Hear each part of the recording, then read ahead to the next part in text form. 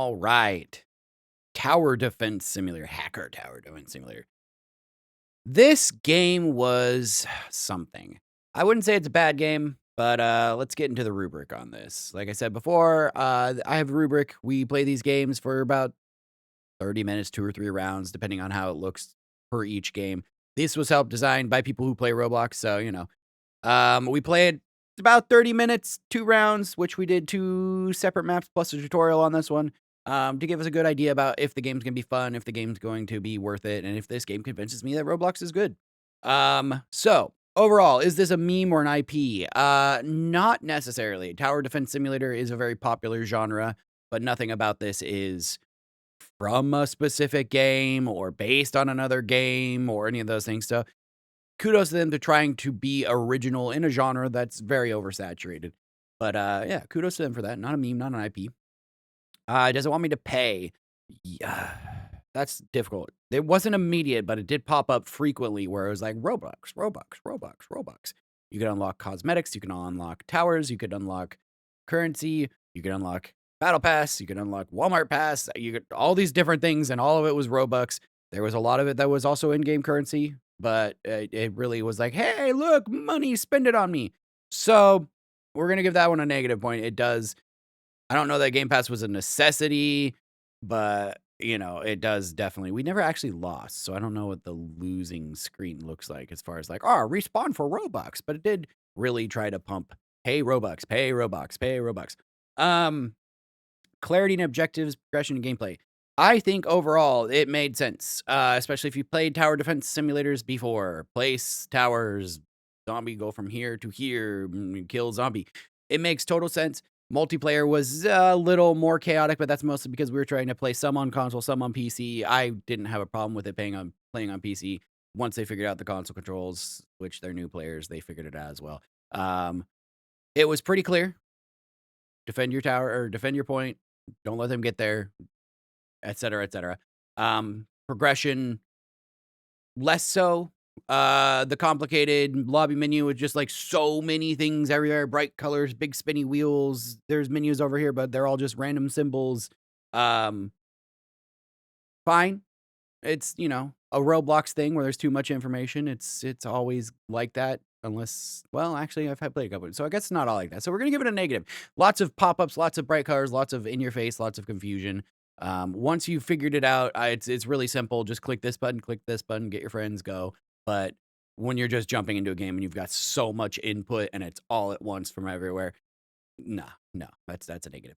Gameplay itself though was very tower defense style. There was a couple things that kept popping up that were super annoying, which I get why they did it. Other tower defense do it, but the way they did it was just like, oh, really annoying and in your face constantly, grabbing attention. I don't know. It also seemed a little slow. An option to like speed it up, unless I missed that, would have been very welcome. But yeah, overall negative on that one. The use of the mechanics, intuitive gameplay, and uniqueness. I would say it is very intuitive on PC. Go down to bar, drag, drop, click on it to upgrade. It's intuitive if you've played a tower defense simulator before. If not, it's all clearly labeled. The tutorial was kind of perfunctory, which is fine, because again, if you haven't played it, that tutorial being that short, that's literally tells you how intuitive the game is. It's just drag and drop. As far as, leveling up and getting new units and that stuff, didn't really describe that too well, which is fine to a degree, but, some version of this is how you put an extra unit into your hotbar so you don't have just the 2 basic units might have helped a couple of our players. So, uniqueness, yeah, mechanics. Besides the speed up, I'll give this a thumbs up on that. They tried their best with the engine they had, as far as I know, and they did a fairly good job. Difficulty. Like I said, difficulty, not too bad. The labeling of the difficulty is weird. Easy to casual. Casual is usually less than easy. There's no normal, which is where casual is and goes to intermediate. I don't know. Difficulty strange, but you could only go up 1 level until you beat it. Then you could go up additional levels. So the difficulty scaling, they figured that out pretty well. We went from easy to casual and it got harder and there was more of a risk of us losing on multiplayer. And that was just our second game. Again, go watch this on Rifle Ender's channel. That'll be the gaming channel link will be down below. But otherwise, I'd say difficulty, variance, and scaling did well. Teaching, not as much, but you know, it's any tower defense simulator. You have to go in and look at the deep lore and the deep mechanics if you really want to learn them. If not, you can just put down guy, go pew pew. I'd say they did well. That's a thumbs up. Fun and player agency. Player agency, tons of it. You can place your units wherever you want, whichever units you want, that kind of stuff. If you have money, throw at it. You have money to throw at it. Don't throw at Roblox games. But generally, good player agency. My downside on that one is it was fun to a degree. Usually tower defense simulators, there's a speed up option. You put the towers, they know that the player doesn't want to just sit there and wait while it slowly scrolls across the screen. They speed it up super fast. I would say as a kid reading all the lines and, oh, they're gonna come get us, we gotta stop them. That's very much like pretend play for kids. I would say it would be fun, but the fun drops off real quick. Turns into just, okay, yep, 15th guy that I've leveled up to max level. Let's, next one. I don't know. Maybe at higher difficulties where you have to like readjust everything constantly and that kind of stuff, it would be more fun. But as it was, jumping in and playing for as long as it did, the fun came from us goofing around and trying to break the game in stupid ways and that kind of stuff. So not fun from the game, fun from breaking the game. So negative on that one, positive on player agency. We're going to leave that one at a neutral point. Lastly, the world and the story design and the aesthetic. I didn't really recognize that there was a story necessarily. Every level was random. You pick from random maps. I don't know if that's just the way I was doing it. There's a solo experience that's different, but from what I saw in the multiplayer, you just pick from a random map, you jump in, there's not really a story. Each one is, oh, the zombies are coming, stop the zombies. Now there's a bigger zombie. Oh, you've killed so many, there's a necromancer. It seems like the story is pretty bare bones and simple.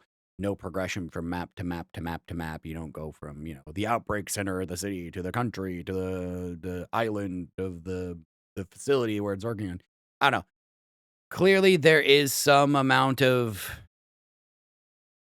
story, or I guess it's all just skins. They really just want skins. I don't know. For a world design, nice. They had different locations, different maps that represent them. From a story design, I didn't see any. Again, I could be wrong, but we played for the better part of an hour and didn't come across it. So that's saying something about the game more than anything else.